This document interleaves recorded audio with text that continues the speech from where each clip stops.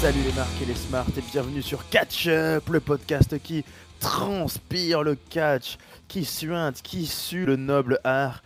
Ici, chaque semaine et plusieurs fois par semaine, on décortique, on analyse, on critique les shows de la WWE et consorts. Je suis Raphaël et ce soir est un soir exceptionnel puisque nous analysons le pay-per-view du greatest wrestling match ever. Il me fallait donc le greatest tag team partner ever. Je suis allé chercher loin dans le coffre à catch. Il était enfermé, il avait perdu le code. C'est l'ami Papy. Comment tu vas, Papy? Bonjour les petits enfants! Ah, merci Raphaël, c'est gentil de me sortir de mon coffre là, j'étais coincé dans le noir, je Bah n'y oui. voyais goutte et donc je suis heureux que tu me tendes la main. Ah, mais toujours, toujours. J'avais les clés du code et puis dans le coffre à catch, je sais qu'il y a souvent du Big Show et du Great Khali, donc en général, on est un peu serré, mais je vois que tu as l'air en pleine forme de retrouver la lumière. Ah ouais, là je suis chaud patate là, prêt à analyser ce greatest royal show de l'histoire. C'est vrai que tu me fais remarquer par cette petite blague du Greatest machin que le Covid nous aura au moins évité pour le moment le traditionnel show du printemps en Arabie Saoudite. Mais bon, on ne sait pas Ah, encore ce qui nous attend cette année. ouais, je crains que ce soit remis, hein, malheureusement et que ça revienne assez tôt vu le pognon que ça génère, hein. Oui, alors ça c'est fort probable. Mais en tout cas, pas de ça ce soir. Non, non, non, on n'est pas à Ouf! Dubaï. On n'est pas chez les métèques là, comme dirait Monsieur Trump. On est chez les Floridiens. On est au Performance Center de la WWE. On y est, on y reste depuis 3 mois. Backlash, donc on va backlasher. J'espère que tu es prêt au clash, papy. Ah, ça va clasher dans tous les sens ce soir. En plus, nous étions tous les deux pour le SmackDown du Go Home Show. On a fait nos pronos. On va voir qui avait raison, qui avait gagné parmi nous. J'espère que Ouh, vous ça avez. sera serré, je pense, hein. Ça sera serré, je pense. J'espère que vous avez fait vos pronos vous aussi. En tout cas, c'est parti. Il y avait un kick-off dans lequel on a pu découvrir ce qui nous avait été volé vendredi dernier, c'est-à-dire le nouveau clip de Miz and Morrison, Hey Hey Ho Ho. Superbe clip faisant référence au plus beau clip de karaoké des années 70-80. Est-ce que tu as kiffé ce petit passage avec apparition de guitare électrique et Ah, château c'était magnifique, leur voix était, c'était on aurait dit les voix des anges. C'était hmm. tellement beau, j'ai failli verser une larme, J'ai eu la mais je l'ai main. pas Ah fait. bon, ouais, moi j'ai versé, moi. J'ai versé. Ah, tu as versé? Ouais, ouais, j'ai versé ma petite goutte. Ouais. Mais donc c'était sur Braun Strowman évidemment. On aura leur match plus tard dans la soirée. En kick-off, on a quand même eu un affrontement. C'est le titre US, pourtant un titre qui était bien buildé et bien construit, comme tu le faisais Et oui. remarquer. Ouais. Kick-off, donc Apollo Crews, le champion, contre Andrade, accompagné d'Angel Garza et de Zelina Vega. Kevin Owens débarque pour équilibrer un peu la sauce et il se met aux commentaires pour commenter. D'ailleurs, c'est ce qu'il fait dès le début. Il se met à commenter ce qui se passe sur le ring, les actions, les clés de barra, les machins, en disant les mecs, je suis un peu en train de faire votre place aux autres commentateurs. Donc, assez vite, on va à l'extérieur du ring. Andrade est projeté et tombe de dos sur la rampe en métal qui mène à sous le Titantron. Apollo Crews va placer sur le ring une énorme belly-to-belly suplex qui envoie Andrade dans le coin. Plus tard, Andrade lui fera un joli saut depuis la troisième corde pour choper la tête d'Apollo et lui faire un gros DDT, mais ce sera near fall. Apollo Crews repart en domination, il fait son enchaînement traditionnel, c'est-à-dire le standing moonsault, le standing shooting star press. Angel Garza monte sur le ring pour distraire l'arbitre. Kevin Owens sort du commentaire et lui place un stunner. Pendant ce temps, Apollo Crews place sa powerbomb et il l'emporte clean, bien aidé par son nouveau copain canadien avec qui il se fait de gros câlins à la fin. Les Latinos, eux, ma foi, ont fait clan, hein, pas de tension supplémentaire, mais pas de victoire. Beh, oui et pas de victoire, pas de victoire. Mm. Bon, je vais pas te cacher, je l'ai pas regardé ce match parce que comme on a à mon habitude, je ne regarde pas le pré-show Ah, c'était donc et donc ça. oui et donc j'ai appris juste avant le main event que j'avais raté le match, pour le titre US, en fait. C'est juste avant, ils ont dit: «Ah, au fait, au cas où vous l'auriez pas vu, le titre US, c'est Eh, notre ami, Apollo qui a conservé». Donc déjà, j'ai raté le match. En plus, j'avais parié Andrade, c'est, Apollo qui gagne. eh Bref, oui. la totale. Je suis donc extrêmement déçu par ce match et voilà, je trouve que c'est le pire match de l'histoire. Voilà, j'ai rien d'autre à dire. D'accord, merci Papy pour cette analyse clivante mais sincère. Pour ma part, Je trouvais la rencontre agréable dans le sens où effectivement en kick-off, ça peut être l'occasion de leur donner un peu plus de temps d'antenne. Étonnant quand même de retrouver cette affiche à ce niveau-là. On continue de voir Kevin Owens qui bosse bien pour les copains, qui a été bon aux commentaires. Ça m'a un peu surpris qu'il rappelle son passage US Champion en disant qu'il avait été The Face of America, parce qu'on sait qu'il n'était pas très fan en fait de cette gimmick Face of America. C'était d'ailleurs pas terrible, il faut bien le Ah reconnaître. oui, il marchait sur sa tête qui était dans le ring, je me souviens. Oui, c'était ça.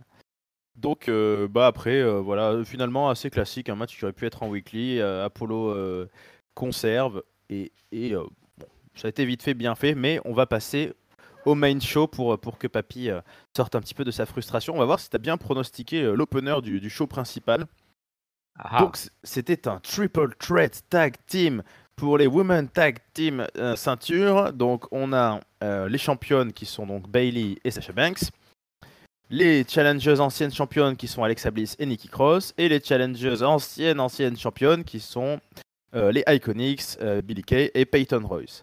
Alors première surprise, c'est un triple threat tag team et elles ont le droit d'être une de chaque équipe sur le ring. Hein, tu sais, d'habitude on peut taguer il y en a que 2 sur le ring et on peut taguer son adversaire, mais là non, c'est pas possible.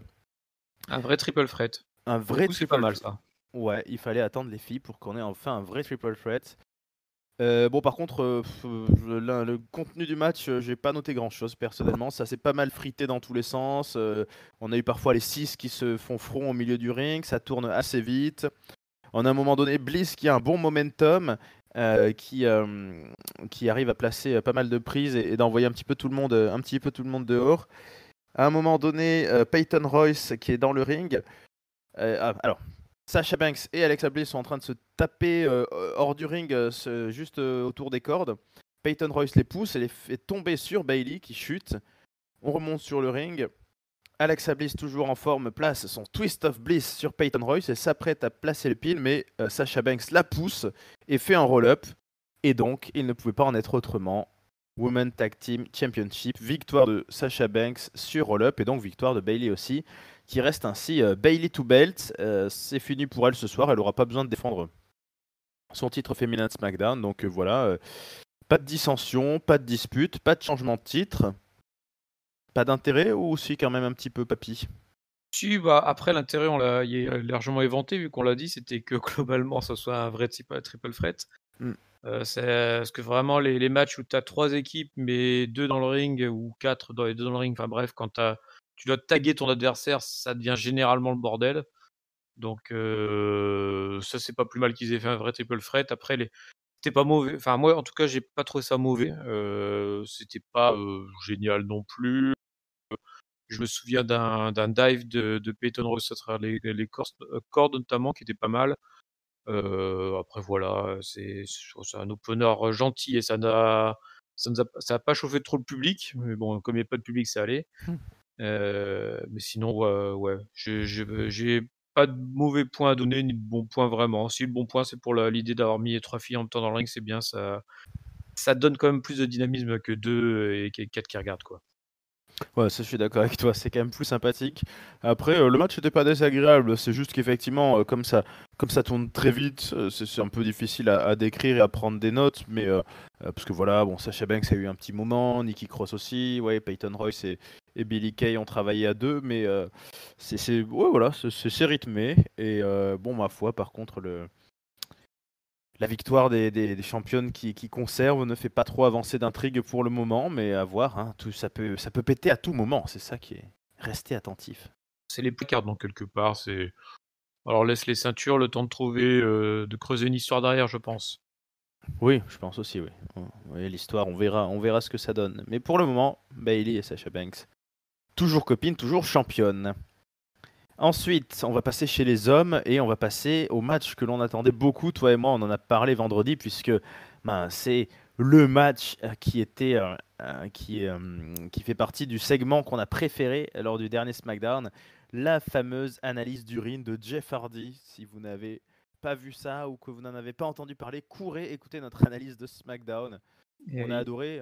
C'était de l'or, hein, papy, ça. ah ça se buvait comme du petit lait, hein. Franchement, c'était magnifique. Ah ouais, c'était un petit délice. Ouais, c'est vrai qu'on a bien savouré ce moment. Et donc voilà, maintenant il est temps de se mettre sur la tronche quand même. Du vrai catch entre ces deux quadragénaires un petit peu cassés de partout. Jeff Hardy contre Sheamus, ils ne s'aiment pas. Voilà, l'un a accusé l'autre quand même d'avoir failli attenter à la vie d'un de leurs collègues.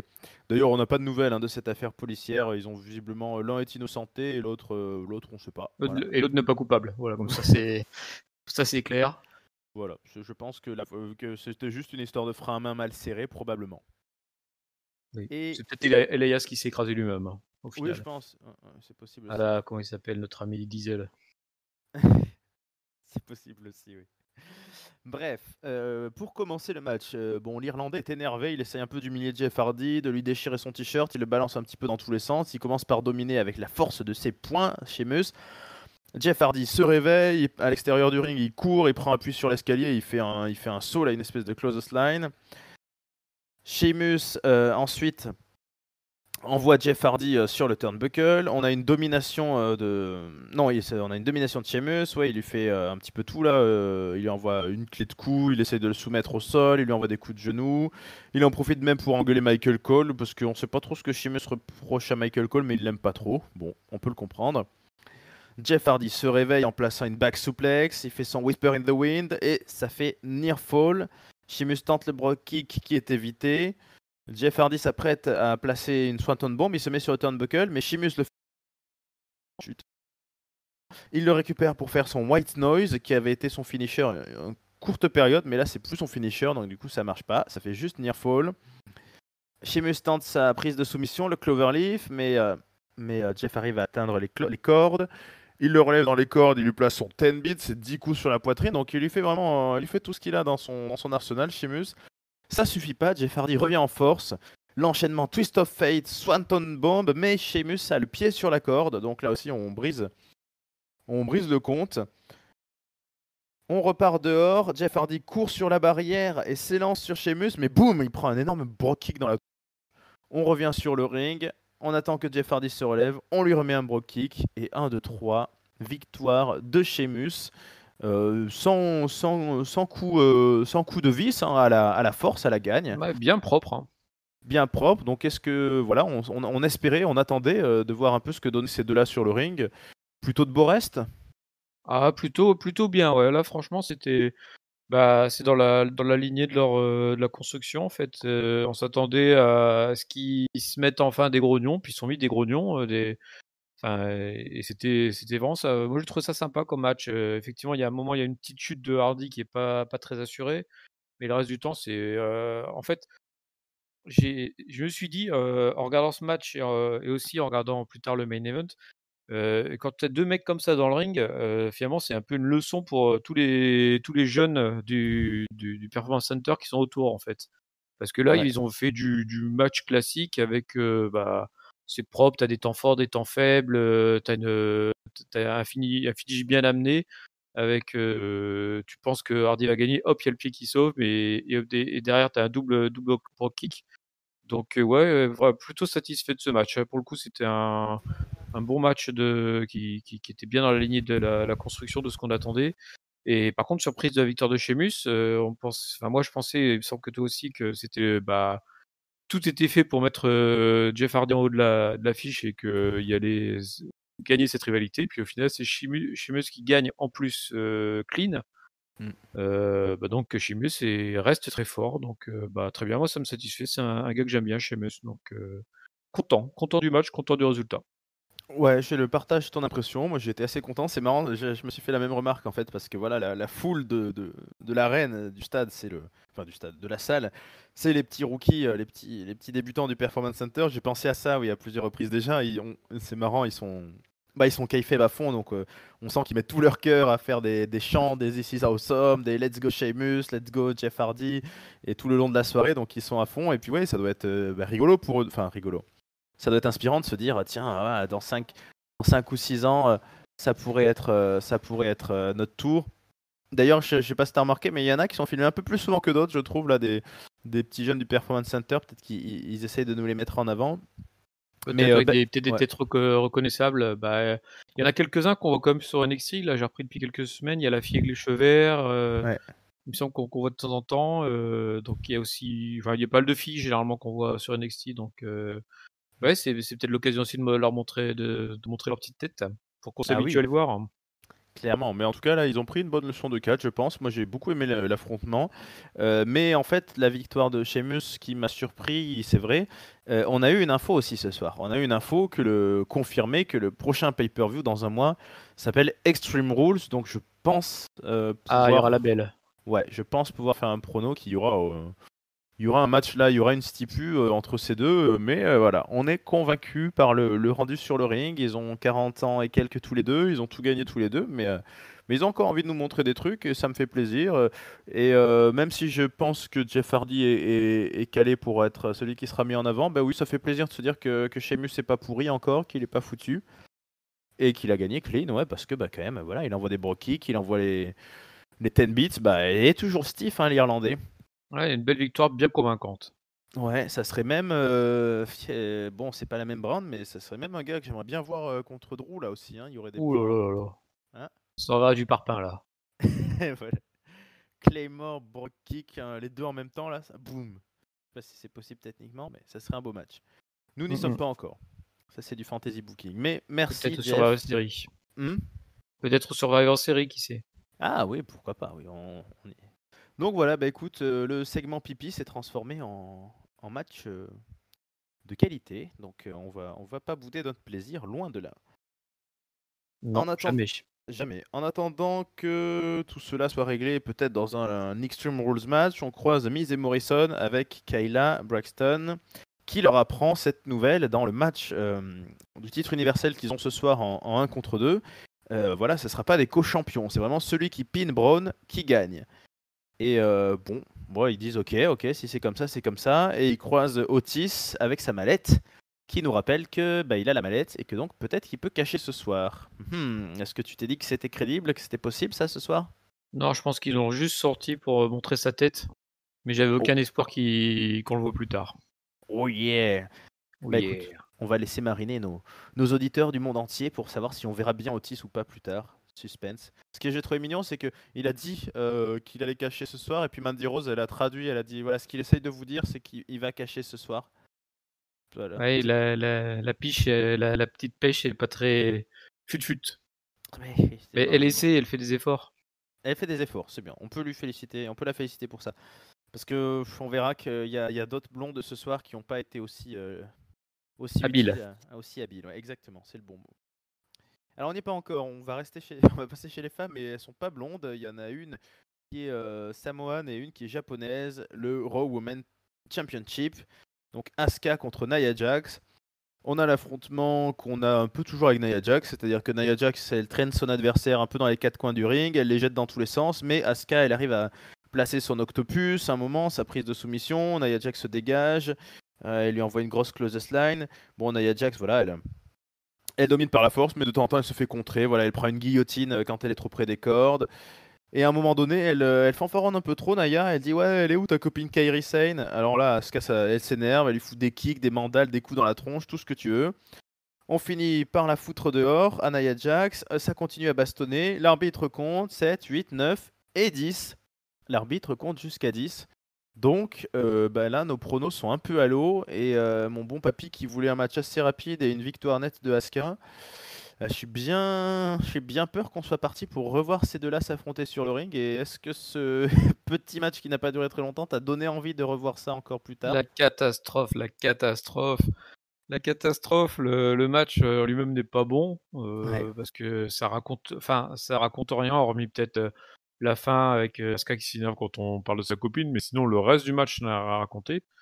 Parce que c'était des séquences où, enfin, il y a si encore tu avais Nia qui était en mode invincible, et Asuka qui chercherait par tout moyen de la faire tomber ou faire ci ou faire ça, mais c'est même pas ça en fait. Il y a des segments où elle est dominée, puis après elle redevient invincible, puis elle est redominée, puis elle redevient invincible. Ouais. C'est pas intéressant. Alors en plus, ça se finit par une décision catastrophique qui va nous obliger à avoir une revanche. Hmm. Ah là là. Bon alors je suis plutôt, enfin, j'ai apprécié beaucoup de matchs féminins ces derniers mois, ces dernières années. Mais alors sur ce pay-per-view, j'ai trouvé une sacrée différence. On parlait des gars qui ont montré l'exemple aux jeunes du Performance Center.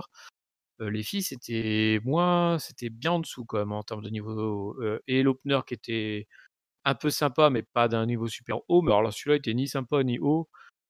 Ouais, c'était pas bon, quoi. Je c'est à ce moment-là du show, je me suis dit: «Oui, oui, oui, oui, oui, j'espère que la suite sera meilleure». Oui, tu as raison, bah, on en a fini avec les filles pour ce soir-là. Il n'y avait pas de match pour le titre de SmackDown, on rappelle, et ouais, c'était pas très bon. Alors moi, je l'ai déjà dit et répété, hein, mais Nia Jax, je trouve que le personnage, la gimmick entre guillemets de Monster bah, le contenu in-ring ne m'intéresse pas du tout, le contenu au micro non plus, donc je m'attendais un peu à ce que ça soit difficile et ça l'a été. Alors le seul peut-être truc positif, c'est que si vraiment on va jusqu'à Extreme Rules avec ça, mais ça me fait un peu chier parce que Charlotte traîne toujours dans les parages et ça m'embête un peu qu'elle Un triple soit. threat, Ouais, peut-être? triple threat, mais je me dis que au moins, voilà, avec Nia Jax, même si elle est dangereuse et qu'elle pète souvent en deux ses adversaires, si on a une stipu qui autorise un peu des kendo sticks ou des trucs comme ça peut être un peu plus. Stermas, un match Pardon? d'escalier. Ouais. Ouais!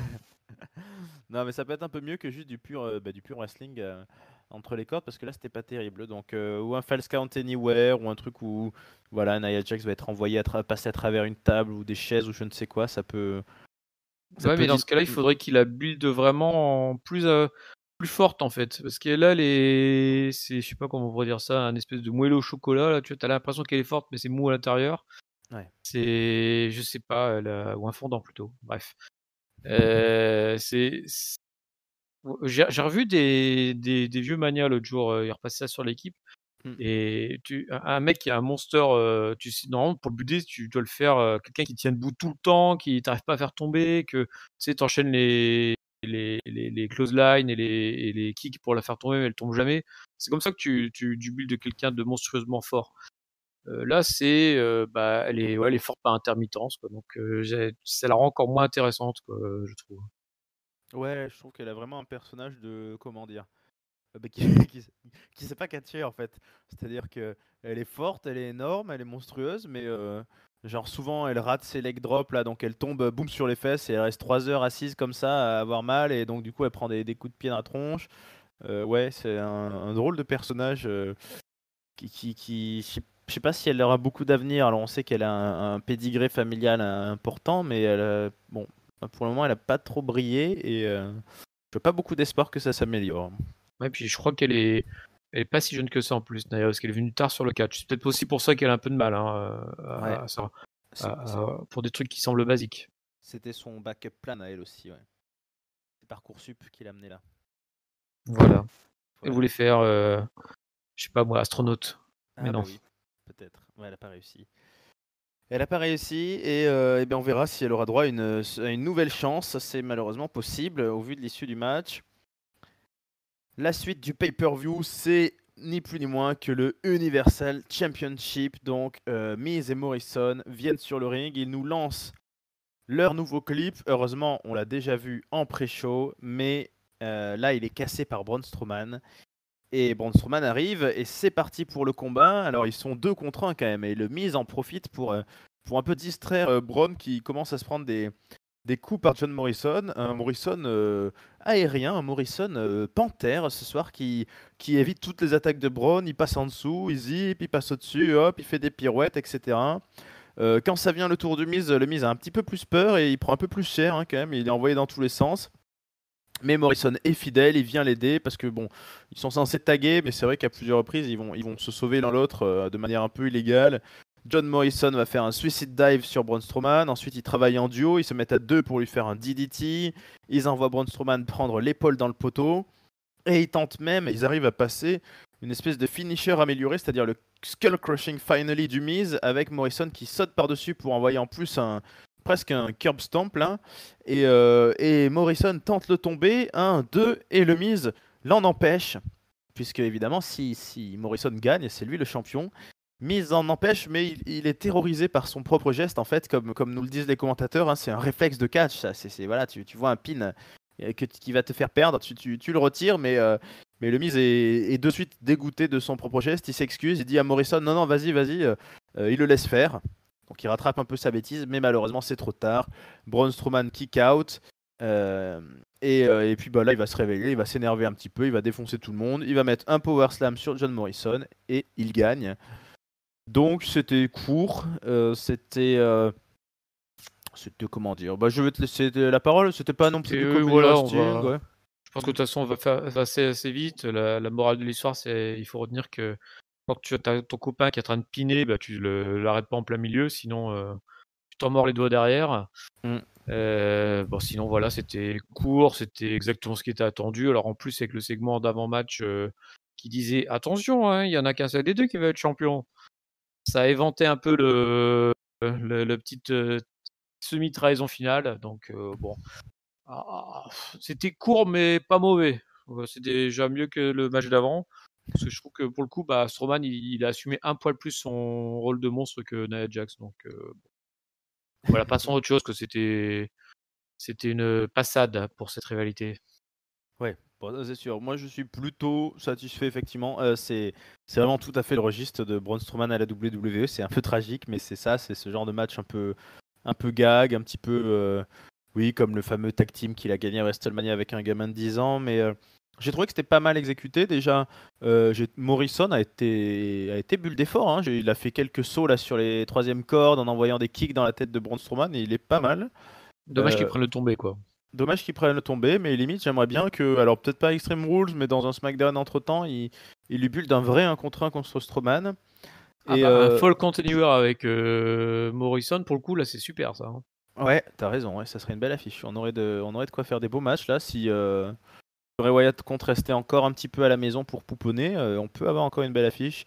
Et j'ai bien aimé quand même que bah, il y ait une petite trahison, il y a un truc, mais que ça se soit passé comme ça, quoi. J'ai trouvé que le Miz a très bien joué, genre bah, enfin voilà, un coup du sort un petit peu, il s'en mord les doigts, il est Mauvais désolé, mais réflexe. voilà, ils se sont pas mis sur la gueule l'un contre l'autre, alors ça viendra peut-être, voilà, mais pour le moment on n'est pas dans une espèce de jalousie un peu crade, un petit peu comme nous ont fait Garza et Andrade là ces dernières semaines à se mettre sur la tronche avec Theory. Non là c'était voilà, Ah c'était là, une il y a pas de erreur, fille au quoi. milieu, hein, donc tout de suite, ça baisse un peu les tensions. C'est Strowman qui est au milieu. Ouais, t'as raison. Oui, c'est sûr que ça fait bloc quand même. C'est pas pareil. Il y a pas le doux parfum des oestrogènes pour énerver un petit peu les mâles. T'as raison. Eh oui. En tout cas, Braun, toujours champion. Malheureusement, il lui arrivera d'autres petites bricoles un peu plus tard dans la soirée. Dégâts collatéraux d'une autre grosse fête dont on va parler juste après ce match-là, l'avant-dernier match de la soirée. Le match Déjà, Déjà, et ouais, le match pour le titre WWE, le pendant de l'Universal Championship de SmackDown à Raw. Donc le champion s'appelle Drew. papier Drew McIntyre, le Scottish Psychopath. Il affronte Bobby Lashley accompagné de son manager MVP. Les deux montent sur le ring. MVP commence à invectiver un petit peu Drew McIntyre. Et ça permet à Bobby Lashley de porter sa full Nelson, donc sa prise de soumission qui fait très très mal au cou, sur Drew McIntyre. Le match n'est pas commencé, hein, donc Et ouais, direct. direct, le mec, voilà, attaque sévère. Les arbitres arrivent, ils sont trois, ils sont obligés de les faire lâcher, etc. Bon, Bobby finit par lâcher les prises. Oh, Oh, oh, oh. excellente. Et Drew, bon, il a mal au cou quand même, hein. Ça le picote un peu, mais l'arbitre lui dit: Est-ce que vous voulez continuer? Est-ce que vous voulez commencer? Il fait: Ouais, ouais, c'est bon, yes, yes, ok. Bon, la cloche sonne, Bobby Lashley prend les affaires en main, il attrape Drew McIntyre, il l'envoie dans le coin comme il fait d'habitude, là c'est coup de bélier, un peu comme faisait Batista aussi. Il lui enlève sa veste parce que Drew avait pas eu le temps d'enlever sa veste et du coup il risquait de transpirer beaucoup, donc là Lashley lui donne un petit coup de main. Il le travaille au sol, mais Drew se réveille un peu, il envoie Bobby Lashley dehors. Sauf que dehors, MVP est toujours là, donc MVP distrait à nouveau Drew McIntyre, ce qui permet à Bobby Lashley de l'envoyer dans le poteau à l'Écossais. Lashley s'élance pour faire un spear, mais Drew McIntyre, on est toujours à l'extérieur, l'évite, et hop, Lashley finit par traverser les barricades, par s'écraser contre les barricades en mousse, là. On revient sur le ring, ils s'échangent des coups, là, les fameux coups de poing, là où le public fait oh, hey, poum, pam, poum, pif, paf, poum. Drew McIntyre porte un spinebuster, Bobby Lashley porte lui aussi un spinebuster, puis envoie Drew dans le poteau, on est dans le ring. Bobby Lashley se sent prêt, il est encouragé par MVP, il essaye de passer sa Nelson, mais ça passe pas. À la place, Drew McIntyre l'attrape sur son dos et lui place le reverse Alabama Slam. Là, il lui éclate la tronche sur le ring. Drew commence à attraper Bobby Lashley, il sous-entend vaguement un espèce de pile driver, il se place Ah quasiment oui. comme un tombstone, et oui, mais ça marchera pas, Bobby Lashley se dégage, lui il place un angle lock, on fait référence aux anciens, puis il s'élance pour un spear, mais Drew McIntyre l'évite, et contre ça, dans sa soumission, dont je n'ai pas le nom, là où il tord le bras de Ouais, Bobby Lashley. comment ça Ouais, s'appelle? C'est celle qu'il avait, la Kimura, non? C'est l'ex peut-être, ouais. de Lesnar. Il y avait ça à un moment. Ah, peut-être, oui, tu dois avoir raison. Ouais, ça, je me souviens plus de son nom. Mais voilà, il essaye de faire très mal au bras à son adversaire, en tout cas. Voilà, vous avez le dessin. On se met sur le turnbuckle et Drew fait une suplex à Bobby Lashley. Il se remet sur le ring, il commence à faire son décompte. 3, 2, 1, il s'élance pour un Claymore, mais il est contré par un gros spear de Bobby Lashley. Mais ça ne sera pas suffisant. Near fall, 1, 2, simplement 2. Voilà, bon, les deux hommes ont bien donné, là, ils sont sur le ring, ils reprennent leur souffle un petit peu, et nous aussi, et tout d'un coup, elle arrive, elle est belle, elle n'a pas sa musique d'entrée, Lana débarque, elle a le regard noir, elle monte sur le ring, elle engueule l'arbitre en lui disant c'est pas bien, vous avez pas bien fait le tomber, voilà, je sais pas quoi. Drew McIntyre envoie un Glasgow Kiss sur Bobby Lashley qui fait tomber Lana, qui chute sur MVP, donc qui tombe aussi, et pendant que tout ce bordel est par terre, et ben un Claymore dans la tronche, et là c'est fini, 1, 2, 3. Drew McIntyre est toujours champion, il célèbre comme à son habitude. Bobby et MVP, eux, ils partent dégoûtés, sans un regard pour Lana qui est assis le cul par terre. Je sais même pas s'ils lui ont pas craché dessus au passage, mais en tout cas, voilà, ils étaient pas contents. Si Ah non, MVP a pas réussi à faire gagner Bobby Lashley, Lana a bien réussi à le faire perdre, hein. ah oui, bah et alors c'était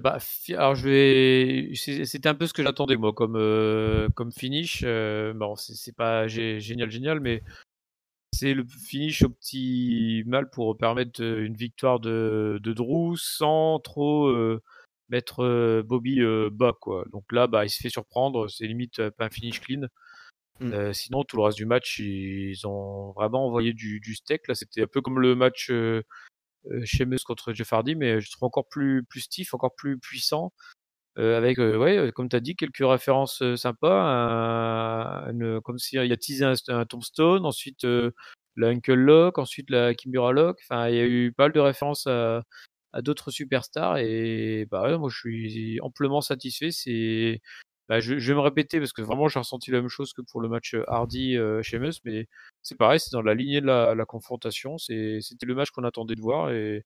Et qu'on a eu, donc pleinement satisfait de ce qu'ils nous ont montré ces deux garçons. Ouais, bon, le résultat, on avait parié la même chose, hein, je crois, hein. On avait parié ça, hein. Yes, mais j'espérais que Lashley perde de manière à se protéger un peu. Donc là, pour le coup, c'est un peu le cas avec Lana qui finalement prend la défaite pour elle, quoi. Ouais, je suis bien d'accord avec toi, hein. Je sais pas trop ce qu'ils vont finir par nous donner. Je pense que la raison, bah, je l'ai déjà dit dans un de nos catch-up, hein, que la raison voudrait que on efface Lana de la WWE, hein, parce que je pense qu'il y a quand même un passif avec son mari bulgare Rousseff qui fait qu'ils ont peut-être pas intérêt à tenter de la mettre à l'écran quand le public reviendra. Alors est-ce qu'ils vont repartir dans un espèce de mélodrama avec Bobby Lashley comme on a eu il y a 6 mois? J'espère pas. Peut-être juste voilà qu'on lui dise bah tu dégages en gros. Mais oui, l'histoire a été. Ils ont raconté ce qu'il fallait raconter, je trouve.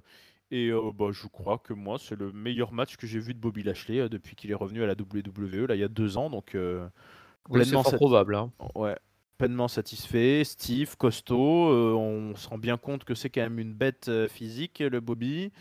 Et bah, Drew, mine de rien, voilà, continue d'avoir un très beau règne. À aligner les challengers. Parce que bon, là, voilà, hein, Lesnar, Andrade, Seth Rollins, Bobby Lashley. Ouais, c'est comme ça que tu construis une superstar, hein. Voilà, ça commence à faire un beau tableau de chasse. Là, pour le coup, on peut pronostiquer, on peut envisager. Je pense qu'on en a fini avec Lashley dans la title picture.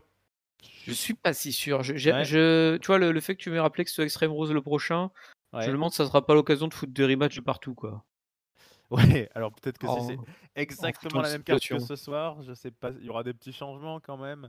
Ouais, il y aura peut-être un Otis contre Corbin.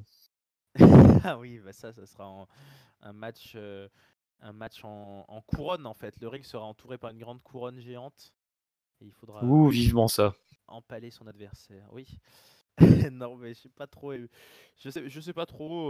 On remarque qu'ils veulent. J'ai l'impression qu'ils veulent un peu lui faire ça à Drew, un peu le trophée de chasse. Enfin, tu vois, on a pensé qu'il y aurait un rematch avec Seth Rollins. Il n'a pas eu lieu. Rollins est parti sur autre chose. D'ailleurs, c'est vrai qu'on a eu un pay-per-view sans Rollins. Et tiens, bah, d'ailleurs, un pay-per-view sans aucun des membres du Shield. Je sais pas si on en a eu beaucoup hein, Ouh, depuis. ouais, ça doit être rare ça. Ouais, bon, Ambrose il est parti depuis 6 mois maintenant, bientôt un an même, mais bon, ouais, non, même en l'absence de Roman Reigns, je pense que Rollins a été tout le temps là, ouais. Bah écoutez, cher Bah, vu qu'il a public, été souvent titré en plus, donc du coup, ça lui permettait d'être à peu près tout le temps là. ouais, on va faire Donc il un faudrait appel qu'un à auditeur commentaires. fidèle puisse enquêter pour nous. Voilà. Est-ce qu'il y a eu récemment un pay-per-view sans aucun membre du Shield? Bah déjà les pay-per-view Corona Mania, non, puisqu'on a eu Rollins à chaque fois. Bah, le Rumble forcément, et ensuite, ouais, non, je pense que ça doit monter à loin. Mm. Bref, Drew McIntyre est champion, Braun Strowman est toujours champion. On reste sur nos règnes du Performance Center. Et du coup, tu vois qui toi derrière pour Drew? Si tu dis qu'il collectionne les trophées. Bref, ouais, c'est ça qui est pas évident parce que c'est vrai que là on voit plus grand monde, effectivement, sachant que Jinder est out, il paraît. oui, Il serait il serait bien blessé, donc ça sera pas lui. ouais, il paraît, je suis triste, tu peux pas savoir. Ah ouais, j'ai senti quand je te l'ai dit que tu as eu l'effroi dans ta voix. Ouais, Mais c'est parce que non, mais pour le coup, en termes de Golgoth, il se posait bien là lui aussi. C'est ce que je voulais dire. oui. Ah, moi, Euh, je détestais le règne de Jinder Mahal, champion du monde, mais je dois avouer que là, pour le coup, pour un one shot contre Drew, pour perdre. voilà, pour perdre, il était légitime. Bah écoute, c'est vrai qu'on est un peu embêté parce qu'il y a toute cette histoire autour de la storyline Rollins et Rey Mysterio qui, mine de rien, bah, réquisitionne pas mal de monde. Et maintenant, cette storyline autour un peu de Apollo Crews, Ah, c'est ça, c'est des grosses histoires. Hein. Owens, Garza, etc. C'est des grosses histoires, donc t'as raison qu'il reste plus grand monde. Bah, là aussi, hein, appel à vous dans les commentaires qui donc pourrait ricocher, tiens. Pourquoi pas. Oui, bien sûr, bien sûr. Voilà, Pourquoi pas la note, donc on y est. Eh ben oui, tiens, pourquoi pas Charlotte, tiens. Ah, Elle a... alors là, ça enverrait de la boute dans la tronche. Je sais pas si j'ai envie de voir ça. Enfin oui, si, quelque part j'ai la curiosité de voir ça, mais bon, je ne pense pas. Je ne pense pas qu'on y viendra. On verra. Affaire à suivre pour Drew McIntyre. On nous avait promis en kick-off et on était un petit peu étonné de ça. On nous avait promis que ce soir, on verrait enfin la fin et la conclusion in-ring de cette fameuse feud Anything you can do, we can do better. Ce que vous pouvez faire, nous, on peut le faire mieux entre les Street Profits et les Viking Riders. Donc déjà, on était un peu étonné d'apprendre que ce match était annoncé comme ça, un petit peu comme un cheveu sur À la soupe, l'arrache. à la hache. Voilà, on en avait parlé nous-mêmes. On avait presque l'impression que ces mecs-là avaient plus envie de se mettre sur la tronche. Hein. C'était un petit peu notre conclusion là de ces dernières semaines. Bah, c'est ce qu'on ressentait. Et bien, figure-toi qu'ils ont envie de se mettre sur la tronche, mais pas sur le ring. Parce que leur match n'aura jamais lieu. Voilà, je vous spoil d'avance. Les... Ouais, désolé. Bye spoiler. Les deux équipes ayant décidé de commencer à s'affronter sur le parking et à bien se mettre des coups, hein, quand même des bons nions dans la tronche. Sauf que voilà, ils abîment la voiture de Braun Strowman, ils en pètent le pare-brise. Décidément, Strowman, je pense que chez Carglass, ils doivent beaucoup l'apprécier. Ah non, mais il Et doit avoir un contrat, une carte de fidélité remplie à rabord là. ouais, je pense, il doit avoir le kebab gratuit là, ou un truc comme ça. C'est possible, ouais. Bon, enfin bref, du coup, on n'aura même pas droit à sa réaction, Strowman, puisque quand même ces deux Golgoth, enfin ces deux énormes équipes tag team qui sont censées être les meilleures tag team au monde, etc. Quand elles voient qu'elles ont pété la voiture de Strowman, elles s'enfuient aussi vite que quand moi en CM1 pété la vitre du concierge avec un ballon de foot en école primaire. Hein. C'était à peu près ça C'est la toi qui réaction. avais pété cette vitre? Putain, je m'en Oui, doutais quoi. ouais, si. Bah, c'était tu sais, j'avais un extérieur gauche capricieux, mais de qualité à l'époque. Hein. Ah, la Roberto Carlos. Voilà, je tutoyais souvent la lucarne, mais bon, parfois, voilà, il y avait le une fois sur 10, ça partait dans une autre lucarne. Voilà. Mais bref, désolé, envoyez-moi la facture. Qui casse paye. Mais donc, Mieux vaut tard que jamais. mieux vaut tard que jamais, voilà. Donc ils se retrouvent ensuite dans le couloir, enfin dans un des couloirs du Performance Center. Les Street Profits ont sorti leur club de golf, les Viking Riders leur épée, leur bouclier, leur hache et pour Ivar la boule de bowling. Ah oui, alors là, si vous n'aviez pas suivi toutes leurs interactions des dernières semaines, c'est un peu le best-of, le panaché. On va évoquer tout ça. Donc ils se mettent à fond une baston dans le couloir, dans une espèce de Barnum blanc. Ils décident finalement de lâcher toutes les armes et de se battre à main nue. Eric et Dawkins s'en vont. Pendant ce temps, Ivar attrape sa boule de bowling. Il se rappelle les bons moments qu'ils ont eu au bowling. Il la fait rouler directement dans les parties sensibles de Montesford. Le pauvre, ça fait mal. On a eu mal pour lui. Et d'ailleurs, il a bien exprimé la douleur avec ses yeux qui partent dans tous les sens, Montesford. On sentait la souffrance. On sentait la douleur. On a une petite pensée pour Bianca Belair. Tiens, d'ailleurs, ça fait longtemps qu'on l'a pas vue, elle. Petite pensée au passage. Dawkins, lui, attrape Ivar. Oui, d'ailleurs, il attrape Ivar. Il lui fait passer à travers une vitre. Alors, ils sont tous les deux pétés de partout. Ils ont des bouts de verre dans tous les sens. Ivar a un flashback de toutes ces fois où il a retrouvé des morceaux de dinde. Parce qu'il y a beaucoup de flashbacks ce soir aussi. C'est le moment cinématique de ce pay-per-view. Bon, voilà, ils se sont déjà donné bien sur la tronche, ils se relèvent un petit peu les deux, voilà, les deux équipes, ils se regardent, ils se disent, ouais, dis donc, ça a escaladé vite quand même, comment ça se fait qu'on s'en soit venu si fort, hein, finalement on est copains, ouais, ils sont presque à se dire finalement on est copains, et là tout d'un coup, puisqu'ils sont dehors, ils sont sur le parking, des motards débarquent, voilà, une bande des Angels locaux, des Hells Gates, des Harley Davidson, etc. Tout le monde se gare, les motards sont habillés tout de noir, l'un d'eux s'avance. Il enlève son casque. Et ben, hein, on aurait attendu ça. Quelle surprise. Akira Tozawa. Voilà, bah voilà. Akira Tozawa qui est là. Donc le un petit luchador de 205 qui est avec une armée de ninjas. Et du coup, ben, les Viking Riders et les Street Profits sont obligés de faire corps ensemble et ils disent voilà, on est les Viking Profits. Donc voilà, maintenant on fusionne à 4. Et ils affrontent les ninjas dans une séquence kung-fu de grande qualité avec les bruitages, des coups de poing, des coups de pied. Les ninjas ne font pas long feu, hein. Comme d'habitude, ils sont 10, 15, 20, mais ils sont tous détruits les uns après les autres. Sauf que Akira Tozawa, il fait appel à son meilleur ninja, qui est un beau ninja black de 2,50 m à peu près, et qui a une épée, un sabre de 3,80 m à peu près.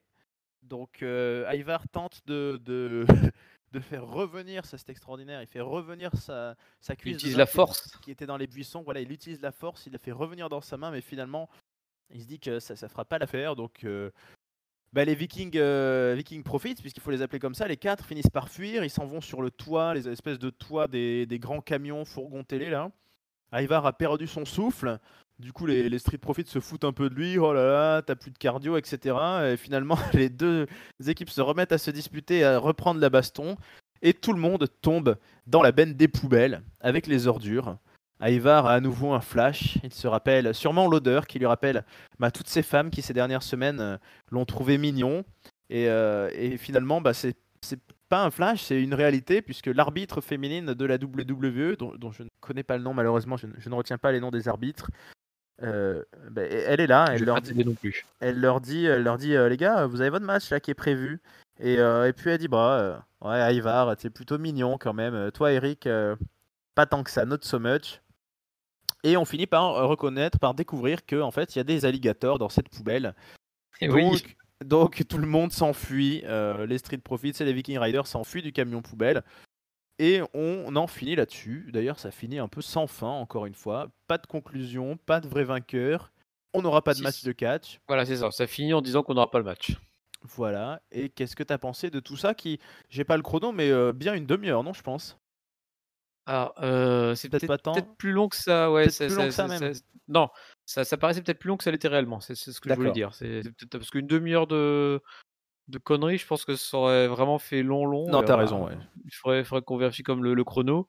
Alors, le coup du Everything You Do, We Can Do Better, j'ai l'impression que c'était destiné à leurs petits copains de l'AEW, cette petite référence, parce que j'ai l'impression qu'ils ont voulu faire un peu comme eux, aller dans le nawak complet. Et dans ce nawak, j'ai envie de distinguer 2 parties. J'ai la partie jusqu'à la boule de bowling où c'était pas terrible, parce qu'il, ouais, il casse la voiture de Strowman, mais à part ça, on comprend pas trop pourquoi ils se battent déjà, vu qu'ils étaient censés être copains. Puis là, ils ont un match, mais non, ils décident de se foutre sur la gueule sur le parking. Et puis à partir du moment où, globalement quand les ninjas arrivent, alors là, ça part dans le nawak complet. Et ouais, c'était moi, pour le coup, à partir de cette partie-là, je me suis bien marré en fait. Je me suis dit: «Ah d'accord, c'est comme ça qu'il faut le prendre, c'est devenu il y a plus aucun sens, bah, autant se faire plaisir». Et pour le coup, je pense que les 4 se sont fait énormément plaisir sur ces trucs-là, parce qu'ils ont vraiment fait les cons. Et on voit enfin moi je sens que les Vikings, ils ont pas mal de second degré, donc ils arrivent bien à faire les clowns. Ouais, donc tu as, Ivar qui utilise la force, Eric à un moment qui veut affronter le ninja lui tout seul, et puis les autres ils font: «Non, non, non, tu con toi, vas-y barre-toi, il fait 3 mètres et il y a un sabre, vite on se casse». Ouais, les alligators dans la benne à la fin, ouais, bah, c'était, ouais, je me suis au final, tu vois, j'ai eu très peur au début, parce que le début j'étais pas emballé, et puis en plus avec les flashbacks par rapport au truc avant, je suis: «Oh putain, on va leur montrer le golf et tout», et au final, bah, une fois que c'est parti dans le grand n'importe quoi avec Tozawa, qui avait l'air aussi de vraiment bien se marrer avec ses mimiques, faciales, très expressives, donc ils se sont marrés, et bah, je le dis, moi aussi je me suis marré. Je suis plutôt d'accord avec toi, je me suis bien marré aussi sur certains passages. Même moi, je vais plutôt vraiment extraire limite le juste le passage des ninjas parce que bah, ça m'a presque déçu à la fin, enfin déçu, qu'ils repartent un petit peu en baston. Heureusement, ça n'a pas duré très longtemps là, qu'ils soient tombés dans la poubelle. Mais je pense qu'effectivement, on a on a quatre jeunes gens qui se sont bien amusés là. Ils ont l'air de tous avoir pas mal d'humour. Ils ont joué avec voilà des gags visuels. Ils ont été à fond dans les grimaces, dans les machins. On est dans le bah, c'est ça au final aussi le catch, hein, c'est vraiment des fois du Looney Tunes, du Tex Avery et on se met sur la tronche et bim et boum, les ninjas qui sortent de nulle part, donc pourquoi pas? Bah oui, Pourquoi c'était pas? tout plein de petites références sympas. Ouais, je me suis bien marré. À un moment, pour te dire à quel point il y avait des références, je me suis même demandé si le grand ninja, ça allait pas être Shaquille O'Neal ou une connerie comme ça. Je me suis dit: «Ils sont plus à ça près». Mais non, après, c'était pas lui, sinon je pense qu'ils auraient quand même montré son visage. Non, ben on ne saura pas qui c'était ce grand ninja, hein. Sûrement un monsieur du Performance Center peut-être Ouais, bah, ou après, c'est ce que j'ai lu, je crois que sur internet, c'était un jeune, très grand du Performance Center. oui, alors oui, bon, il y a sûrement eu un peu effet contre-plongée caméra, mais il a paru grand ce monsieur, hein. Ah, il doit faire 2,20 m, je crois. Ah oui, bah, c'est le futur Great Kali, Giant Gonzalez. ouais, voilà, Giant Nigga, il pourrait l'appeler, ce serait un joli Mmh. nom, tiens. Ninja Nigga. Bon, bah voilà, segment rigolo, mais c'est vrai que j'ai l'impression que. Est-ce qu'on l'aura finalement ce match de catch pour une ceinture tag team entre ces deux équipes là? Oui, je On y pense, cro- parce que ils finissent on- à 4 quand même, dans le segment, donc il peut avoir une suite. Et pour le coup, du coup, ça justifie qu'ils aient pas vendu le match à l'avance, quoi. Parce que s'ils avaient vendu le match en disant: «Voilà, enfin, on arrête de faire les cons, il va y avoir notre vraie opposition», puis qu'ils nous avaient servi ça, ça aurait fait, ouais, ça aurait pas été du meilleur effet, là. Là, du coup, comme ils nous vendaient pas grand-chose, hormis en pré-show, ils ont dit: «Ah, au fait, on aura cette rivalité». Bah, c'est pas plus mal, quoi. Comme ça, c'était un faux match, mais au moins on s'était pas, hypé, à tort. Ouais, moi au final j'ai bien aimé, et j'espère que ça referme quand même cette grosse parenthèse d'à peu près un mois là de division tag team d'Euro ouais, voilà, en comedy wrestling et filmé à l'extérieur, et que maintenant voilà, nouveau pay-per-view à venir, stipulation extrême, on est un petit peu plus de violence et un petit peu plus de catch. Mais voilà, plutôt pas si mal fini, pas si mal fini. Tout à fait. Et puis ben voilà, main event, dis donc. Et oui, et pourtant, il reste 1 heure de show. Qu'est-ce qui se Il, passe? il reste 1 heure de show, mais c'est normal. Parce que là, c'est pas n'importe quel main event. C'est le Ah bon? greatest wrestling match ever, ever, ever. Le plus grand, Quoi? le meilleur match de catch de l'histoire. On le savait, on nous l'avait annoncé. On était prêt. Est-ce qu'on peut vraiment être prêt au meilleur match de catch de l'histoire? Bonne question, ça, finalement, hein. Ah bah, en tout cas, là, tu vois, à ce moment-là, je suis attentif. Je me dis: «Qu'est-ce qui va se passer?» Ils gardent vraiment 1 heure pour ce match-là. Bah, voilà, qu'est-ce qu'ils nous réservent? Qu'est-ce qu'il nous réserve? En tout cas, il joue le jeu à fond, puisqu'on a l'entrée d'Orton, l'entrée de Edge, les entrées à donf, ambiance combat de boxe. Voilà, on a le micro qui descend du plafond du MSG, Madison Square Garden, avec le micro qui nous annonce les tailles, les poids. c'est parti. On a l'arbitre historique. C'est Charles Robinson qui était là, c'est ça?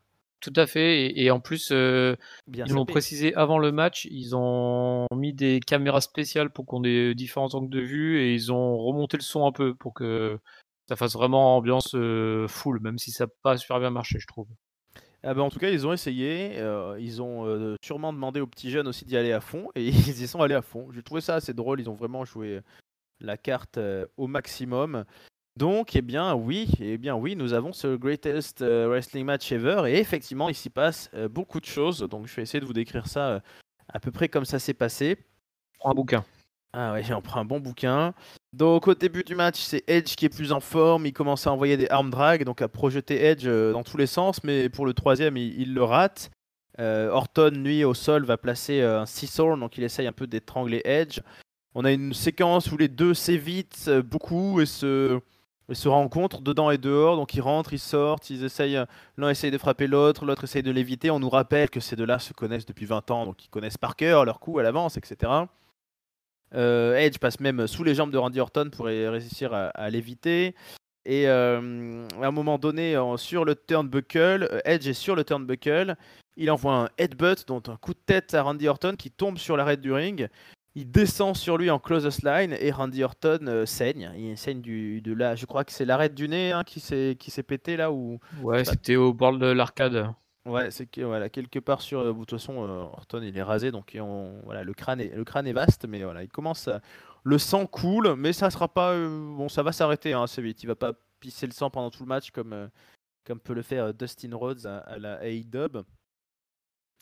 Bref, Randy Orton tente un RKO mais il le rate, donc il retombe sur le dos, ça lui fait d'autant plus mal. Edge tente lui sa soumission, sa soumission qu'il a utilisée à WrestleMania, qu'ils appellent le Anti-Venom, qu'il avait utilisé pour gagner le Last Man Standing, donc une espèce de torsion du bras et de la nuque en même temps. Orton lui réussit à placer son neckbreaker, il pousse Edge, il envoie Edge dans le plexiglas aussi, il travaille la nuque, puisque Edge a 9 ans de blessure de la nuque, donc c'est quand même un point sensible à travailler. Il le fait taper même un peu sur la table des commentateurs à plusieurs reprises. Il le remet sur le ring, il fait son fameux tour du monde, là, le Orton lent et méthodique que l'on connaît, un petit coup de pied sur la cheville, un petit coup de pied sur le poignet, etc. Il tente, alors c'est assez amusant cette séquence, Orton tente, en regardant le ciel, il tente un hommage à des légendes du catch disparues. Il tente le Tres Amigos, les Three Amigos, les trois souplesses de Eddie Guerrero. Il en place seulement 2. Quand il commence la troisième, Edge contre, et Edge lui réussit à placer les 3. Donc les Three Amigos sont bien là. Hommage à Eddie Guerrero. Les deux hommes se relèvent en se plaçant des atémis tour à tour, donc hommage à Ric Flair qui est pas mort, mais bon, le morceau qui reste est pas. C'est quasi pareil. C'est quasi pareil. On l'aura vu quand même en kick-off dire qu'il pensait que c'est Randy Orton qui allait gagner.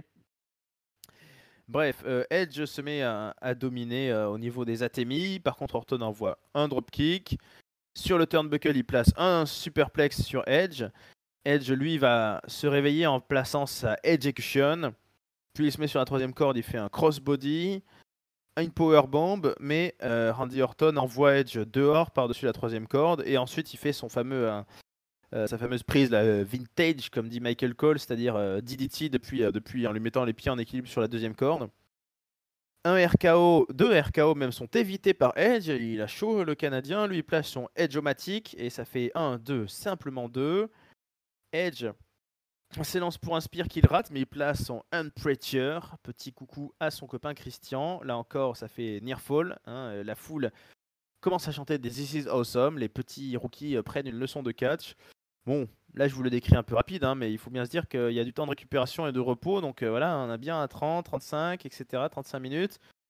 Orton fait un hommage à l'anti-mentor. Il place un pédigré, croyez-le ou non, mais ça fera near fall. Edge se relève. Edge, réponse du berger à la bergère, comme on dit, en profite pour placer la prise de l'ennemi juré de Triple H, c'est-à-dire The Rock. Edge place un Rock Bottom. Là aussi, near fall. Il y a une espèce de série de roll-up, mais on n'est pas chez les filles, donc ça ne passera pas. Et tout en coup, Randy Orton rend hommage à lui-même. RKO, les 3 plus destructrices lettres de la WWE. 1, 2, et non, kick out de Edge, simplement 2. Bon, il est un peu vénère, Randy Orton, là ça commence à faire beaucoup, il se recule et il s'apprête à lancer son fameux kick qu'il a rendu célèbre, mais au milieu de la course, il est contré par un spear de Edge, qui va enchaîner avec un deuxième spear, et là aussi un, deux, simplement deux, Orton se relève, donc les deux hommes commencent à être bien mal en point l'un et l'autre. Randy Orton place un deuxième RKO, allez là c'est un, deux, et non, Nearfall à nouveau. Toujours pas, on se relève de 2 RKO. Edge tente à nouveau sa prise de soumission, son espèce de anti-venom, mais Randy Orton le repousse. Alors là, les commentateurs disent ah, qu'est-ce qu'il y a eu? Est-ce qu'il y a eu un low blow ou un truc comme ça? Enfin, on voit pas très bien ce qui se passe.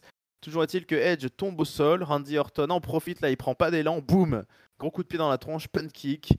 Il couvre 1, 2 et 3 ce coup-ci. C'est bon. Je crois bien que Papy a gagné son pronostic. Hein. Oui! Oui, Randy Orton, après plus de au moins 50 minutes de match, remporte le greatest wrestling match ever. Eh ben, écoute, on espérait, on envisageait, on pensait qu'il y avait un twist, qu'il y aurait un truc, qu'il y aurait une intervention, qu'il y aurait Christian peut-être, qu'il y aurait quoi que ce soit. On peut dire que la WWE a assumé, on a donné 50 minutes à ces mecs, ils ont fait à peu près tout ce qu'ils avaient dans leur répertoire. Est-ce que c'est le meilleur match de catch de l'histoire? Peut-être pas, mais qu'est-ce que t'en penses, Papy? Satisfait ou déçu? Je suis d'accord avec toi en fait. C'est à la fois on n'a pas effectivement on s'attendait à ce qu'il y ait une entourloupe parce qu'on disait c'est pas possible, ils peuvent pas aller sur le meilleur match de l'histoire du show, de tout ça. En plus, tu te dis ah, ils vont 50 minutes de ce que tu le vois sur le petit chrono, tu sais qu'il reste 50 minutes. Et tu te dis: «Ils vont pas faire 50 minutes de match». Et ben si, ils ont assumé, plus qu'assumé, parce que pour le coup, ils ont fait un vrai match qui dure 50 minutes. Ils ont pas juste rallongé la sauce, parce qu'il y a vraiment des étapes différentes, avec un début plutôt lent tout en esquive. Il y a tout le passage dehors. En fait, à partir du moment où il y a le neckbreaker de Orton sur Edge, et qui commence à l'enchaîner dehors, puis qui enchaîne sur le Tres Amigo, à partir de là, tu as une autre période qui passe ensuite vers l'enchaînement de dommages et de finishers d'autres catcheurs. Donc c'est vrai qu'il était bien compartimenté ce match, et du coup, bah, pour un match qui était long, c'était pas mauvais, c'était même bon.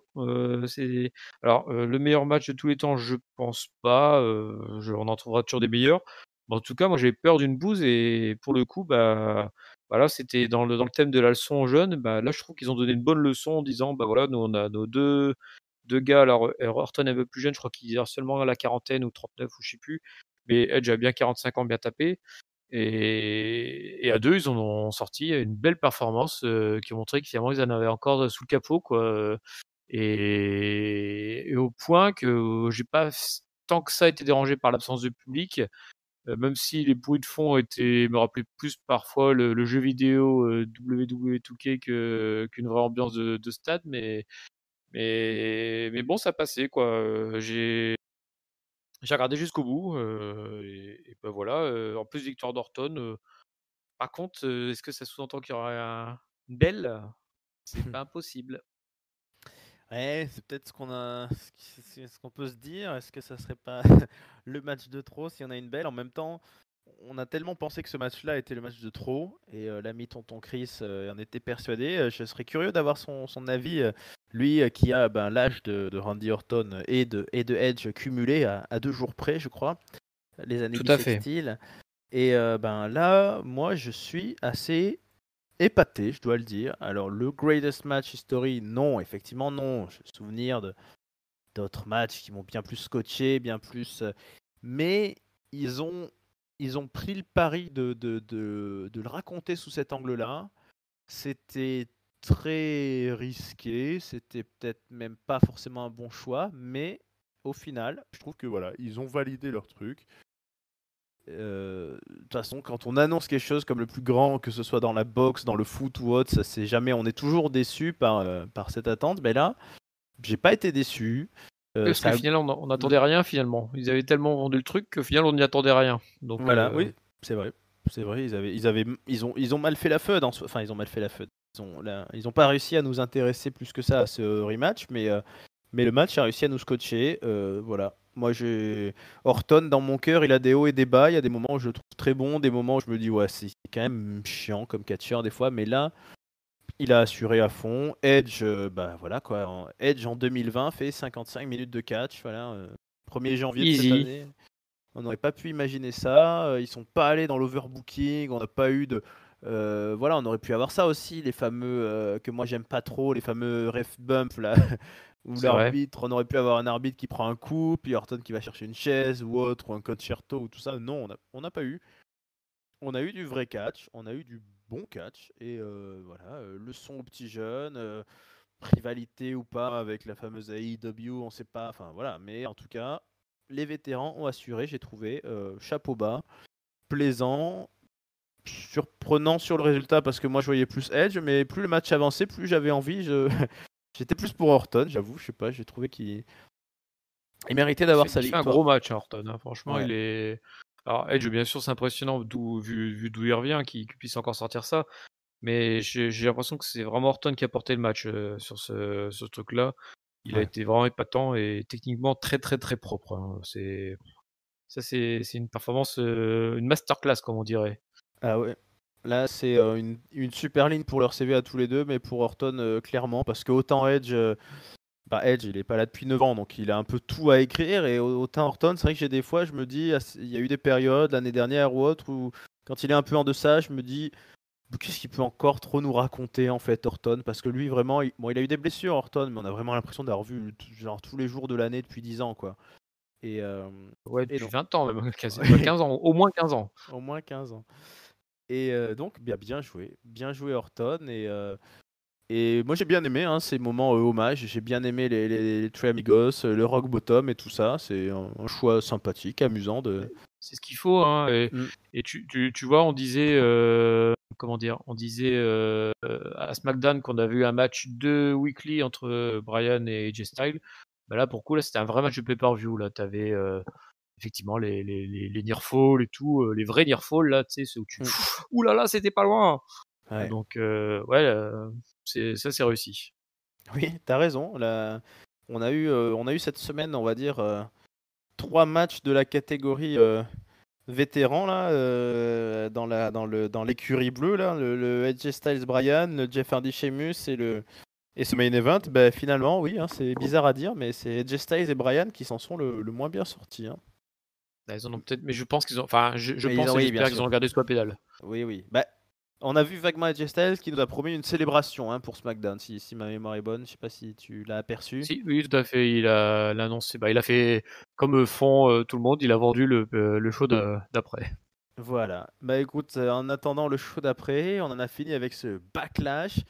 C'était, je l'avais rappelé à SmackDown, hein, c'était le premier, on va dire, enfin, premier pay-per-view sans stipulation, sans WrestleMania ou autre de l'ère Corona Mania. Donc on pouvait se poser des questions sur son contenu. Papy, est-ce que tu peux nous donner ton mot de la fin? Là, il est temps de dire sur ce show un top, un flop et une note. Ouh, ça va pas être facile, hein. Ça va pas être facile parce que tu vois, je suis encore en pleine hésitation sur les 3 sujets. Ah. Mon flop, j'hésite à le donner. Alors, je vais pas le donner aux filles en général parce que l'opener était pas si dégueu que ça. Donc, ça sera pour Asuka versus Nia Jax qui était sans intérêt enfin mal booké. Mm. Clairement, c'était ni fait ni à faire ce qu'elles ont fait à deux. C'était pour ça, il fallait limite les laisser en pré-show ou alors les faire se battre en dehors avant même le match ou j'en sais rien. Mais bon, ça va vraiment aucun intérêt cette rivalité. Mon top, j'hésite parce que j'aimerais bien le donner à la leçon des vétérans. Alors les vétérans, j'englobe les 4 de plus de 40 ans. Voire 5 parce que je crois que Lashley aussi est de cette génération-là. Oh oui. Ou alors les Street Profits, parce que je me suis vraiment marré comme un con avec les ninjas. Allez, vu que j'avais été violent, enfin, bon, tu me diras, j'étais violent avec tout le monde là. Allez, on a un coup de cœur pour les vieux qui ont montré qu'ils en avaient encore sous le capot. Voilà, entre vieux, on se soutient.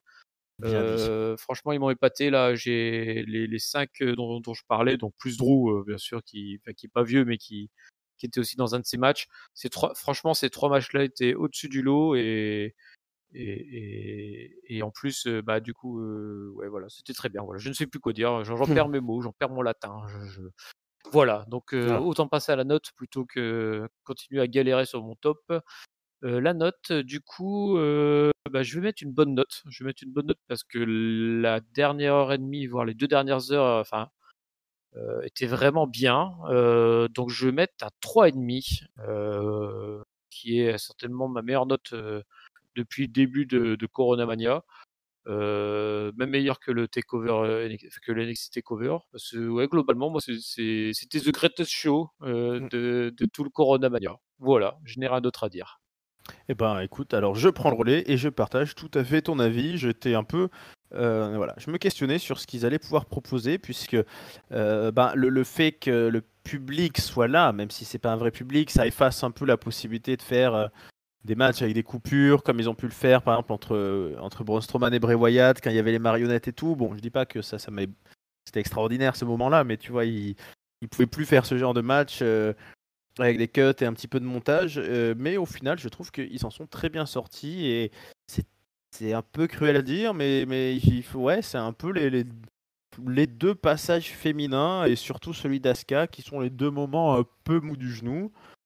Sinon, moi j'ai trouvé qu'il y avait une très belle harmonie entre des très bons matchs, comme tu l'as dit, de costaud avec les vétérans. Finalement, du coup, au milieu de tout ça, le match avec Miz et Morrison passe plutôt bien. C'est un petit digestif, c'est le petit trou normand, j'ai trouvé. Petite respiration. Voilà, petite respiration. Donc, l'humour était là plutôt pas mal. Ouais. C'est Street Profits, Viking Riders, c'est drôle, on les imaginait pas forcément dans le comedy wrestling, mais ils étaient là. Et moi, mon flop, bah écoute, je vais malheureusement là, on va pas avoir distension, on va pas avoir FUD, hein, parce que je mets le flop, alors je le mets uniquement à Nia Jax. Allez, je garde. Voilà, une petite différence. Voilà, je protège Asuka un petit peu, parce que voilà, la pauvre, elle est toute récente championne, mais non, pour moi, c'est la faute à Nia Jax. Et du coup, pareil, je vais un peu centrer, je vais mettre mon top au main event plus précisément. Bon, je veux dire, main event de 55 minutes, ça fait pas plus précis, mais voilà, j'ai eu beaucoup de mal enfin vraiment, je comprenais pas comment ils avaient pu faire un espèce de brainstorming, un tour de table, là, les bookers, en disant, tiens, on va refaire un match Edge Orton, et ben on va dire que ça sera le meilleur match qui ait jamais eu lieu.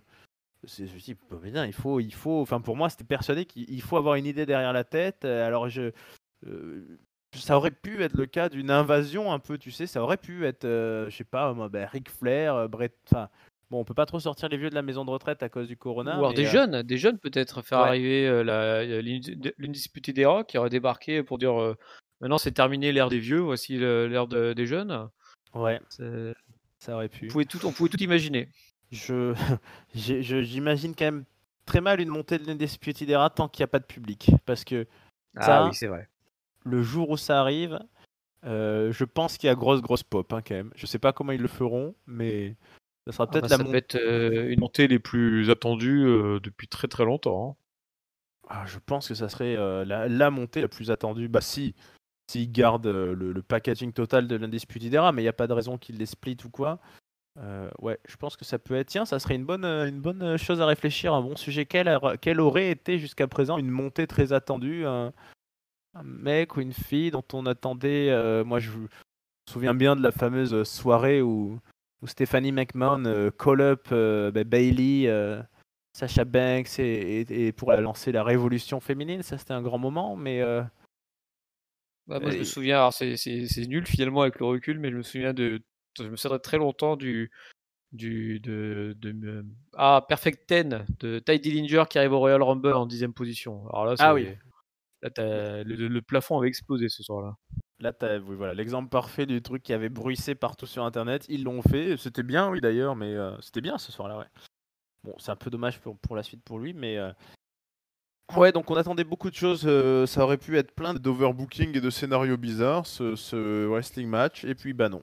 Respect, la WWE assume son côté wrestling et j'ai bien aimé. Et donc, pareil, 3,5 pour moi, emballé, c'est pesé. On a bien aimé, ça prouve qu'on peut faire des bons shows, qu'on peut faire du bon catch. Voilà, maintenant il faut tenir la même chose là. Voilà, et arrêtez de nous faire peur avec des bookings foireux là. Ouais, bah là, on n'a pas vu Ah, Otis ni Baron Corbin. C'est peut-être. Ça aide quand il y a même dans un show. voilà, il y a peut-être aussi un indice à chercher de ce côté-là. Mais c'est vrai qu'on n'a pas vu ni Bryan, ni AJ Styles, ni Seth Rollins, ni Aleister Black sur le ring. Et on a quand même eu un bon show comme quoi.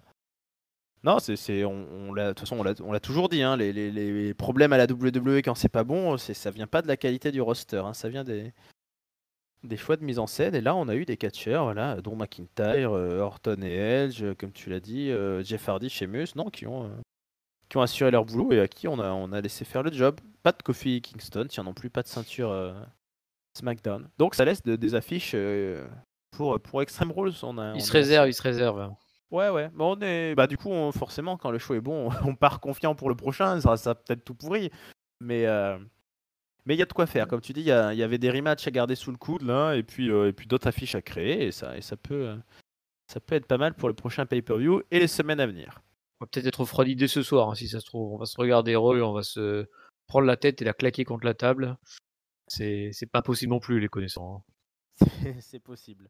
On va voir ce qui se passe. La nouvelle ère post-backlash. Eh ben écoute, bonne transition, papillon. Nous, on en a fini avec cet épisode. Donc, j'espère que ça vous a plu de nous écouter. N'hésitez pas à partager votre opinion sur ce show, si vous avez aimé, si vous avez kiffé, si vous avez trouvé que la fin c'était trop long, si vous avez trouvé que c'était trop court, pourquoi pas. Dites-le nous, après tout le monde est libre.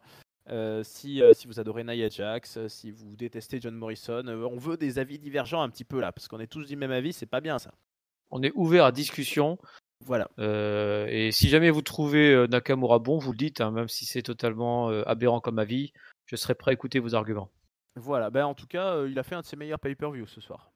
Ah, franchement, il m'a moins dérangé que d'habitude. Voilà, voilà un avis sur lequel on peut ouvrir une discussion. Donc pour tout ça, vous nous écoutez sur PodCloud, Spotify, iTunes, sur YouTube avec la version vidéo, sur tous ces médias, vous pouvez vous abonner, vous pouvez liker, vous pouvez laisser des petits pouces, des petits cœurs, des petites étoiles, vous pouvez taper la cloche, voilà, ring the bell, n'oubliez pas, hein, on commence pas un combat avant d'avoir un ring the bell, règle de base. Pour interagir, vous avez le Discord Catch-up, venez nombreux, on est nombreux, donc venez encore plus nombreux.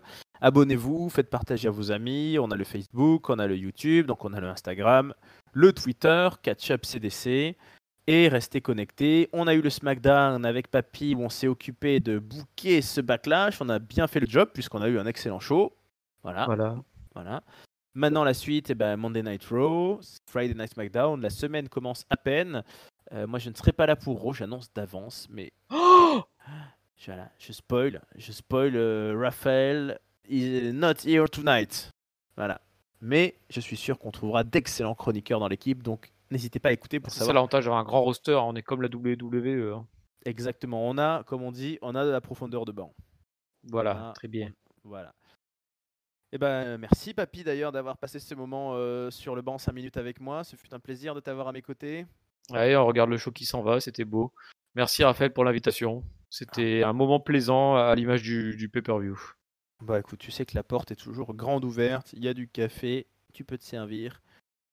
Et Ben oui. merci à tous nos fans, vous êtes de plus en plus nombreux, continuez comme ça, vous êtes les meilleurs. Oui, continuez, abreuvez-nous d'applaudissements, on aime ça. Voilà, applaudissez, donnez votre avis, posez vos questions, on sera là. Plus vous nous donnez de contenu, plus on sera nourri de réponses à vous donner, de débats, d'aventures, d'émissions, etc. En attendant, pour celle-ci, c'est fini. Je vous dis donc à très bientôt et très bonne semaine pleine de catch. Ciao papy, ciao à tous. Salut à tous, à bientôt les jeunes.